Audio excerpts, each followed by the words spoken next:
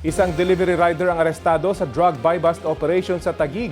Ayon sa pulisya, posibleng isinasabay ng lalaki ang pagbebenta umano ng iligal na droga sa kanyang pagde-deliver.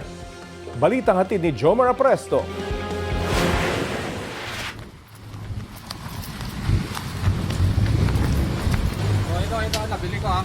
Hindi na nakapalag sa mga tauhan ng District Drug Enforcement Unit ng SPD ang isang delivery rider matapos siyang mahuli sa ikinasang drug buy-bust operation sa bahagi ng C6 Road sa Barangay Lower Bicutan, Taguig City nitong Miyerkules. Ayon sa pulisya, ang lalaki ang itinuro ng ilang nahuli nilang drug suspects na source umano ng droga. So itong suspect lumalabas sa aming investigation na isa sa mga source diyan sa Taguig. Pero ang items nila, ang shabu nila, within SPD wide. Ibig sabihin kung saan nakakarating yung kanilang paninda.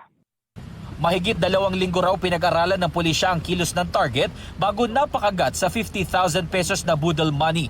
Sa kasagsagan ng operasyon, tinangka pa raw manlaban ng target.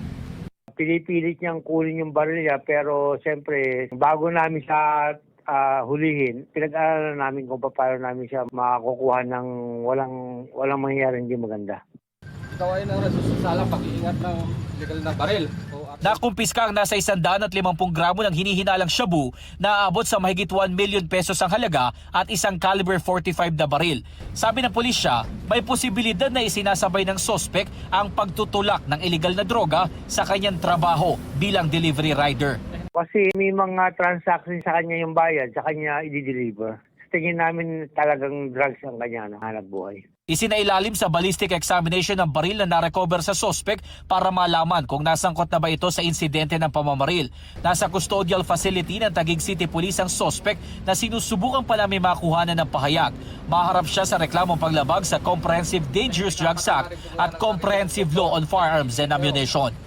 Jomer Apresto nagbabalita para sa GMA News.